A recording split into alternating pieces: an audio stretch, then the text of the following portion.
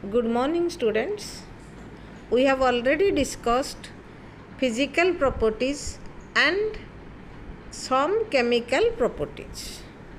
So, the properties of material are to be studied to select a particular material for a particular requirement.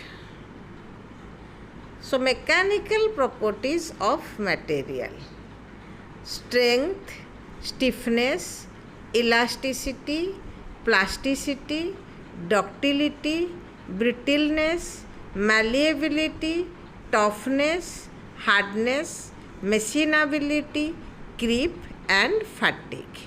Already we have discussed in the last video about strength, stiffness, elasticity, plasticity, ductility, brittleness, malleability and toughness. So now we will discuss about hardness. So what is hardness?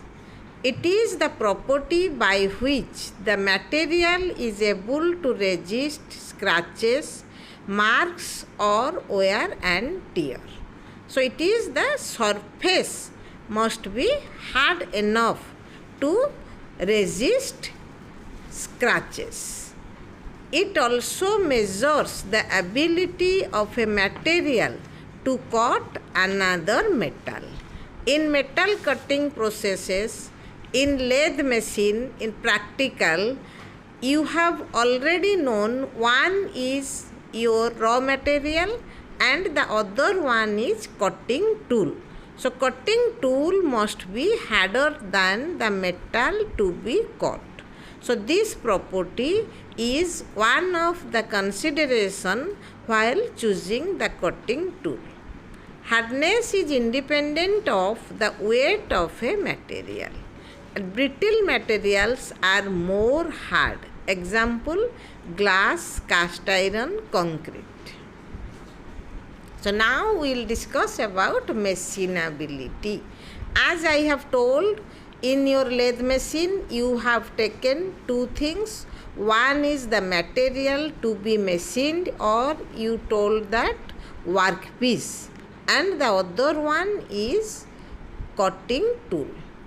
So machinability is the property of a material which refers how easily the material can be cut.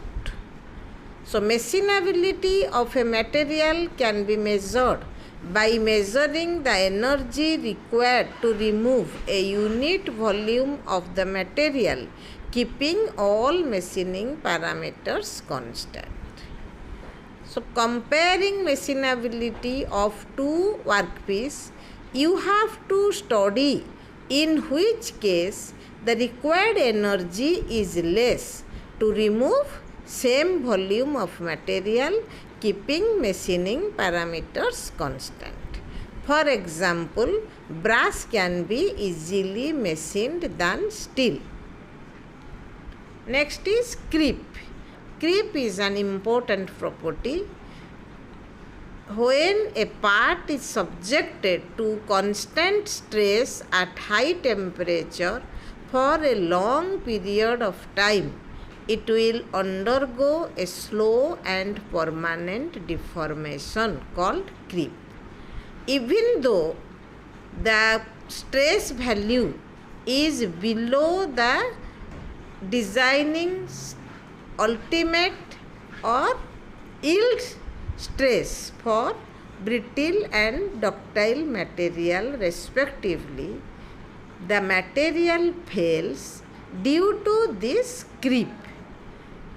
Creep failure is an important property of the material while designing internal combustion engines, boilers and turbines, as these equipments are exposed to very high temperature.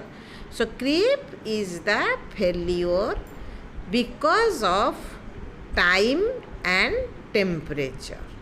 Due to high temperature, this stress becomes more. But even if at low temperature, creep occurs due to time. Superalloys resist creep failure as they can withstand high temperature for a prolonged period without developing stress. Next property and fatigue. It is also an important property. Fatigue is the property of matter by virtue of which the material fails under stress, which is less than the yield stress due to cyclic nature of stress. So what is cyclic nature? We know stress comes from load. So load is of various types. So in case if the material is subjected to load which varies, which increases and again decreases, this type of load is known as cyclic load, for which the stress value is also fluctuated, and due to this cyclic nature of stress, failure occurs at much below stress than the yield stress. So this failure is known as fatigue failure. Fatigue failure is responsible for 90% of mechanical failure. So we have discussed about engineering material and their properties. Physical property, chemical property and various mechanical property. So these properties are very much essential to optimize in selection of material. So now one has to be acquainted with for which operation he has to select the material. So that is nothing but performance requirement. Performance requirement of an equipment or object is to be studied at the time of selection of its material to avoid failure of the object. For example, a component part to be used in a furnace must have high temperature resistance property.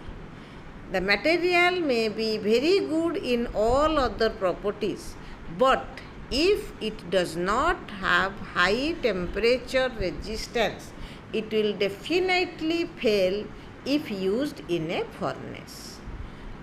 So when a material is to be selected for furnace, it must have high temperature resistance.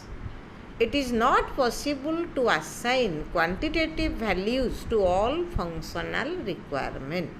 Hence, while designing a component, all the properties are to be considered to make reliable product and cost-effective production.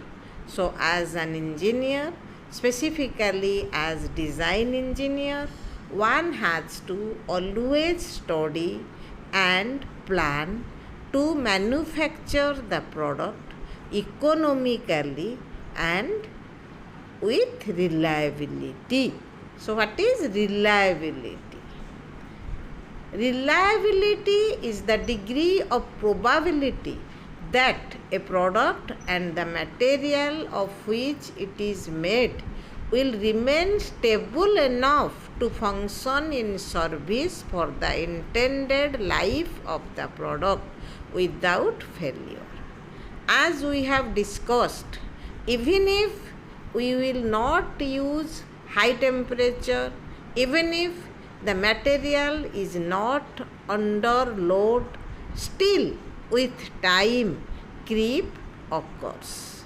So failure of a material is definite. That is why the life of the product is fixed. Considering all conditions, the lifetime of all product is decided. But within this life, the material should not fail. So this is the reliability. we can rely the material up to certain time, that is known as life of the material. A material, if it corrodes under certain condition, then it is neither stable nor reliable for those conditions. So, when the equipment has to work in such condition, the corrosion resistance must be studied, and the material with high corrosion resistance must be used to manufacture that product. So last, when manufacturing an equipment, we have to keep in mind that the material, the equipment must be safe enough to handle, and the material must safely perform its function. Otherwise, the failure of the product will be catastrophic. For example, in airplane and high pressure system, if safety is not concerned, then explosion will take place due to material failure. Another example, these materials which gives off spark when struck must not used in coal mines, because in coal mines, if spark occurs, then explosion occurs. So with this, we have come to one conclusion that study of engineering material is highly essential for existence of engineering field. Unless otherwise the material and its properties is studied, neither the manufacturing will be reliable, safe, nor it will be cost effective. So the properties, I have already told, cannot be quantified but can be compromised considering the condition under which the material has to work. In the next video, we will discuss in detail about ferrous material, that is about plain carbon steel and alloy steel.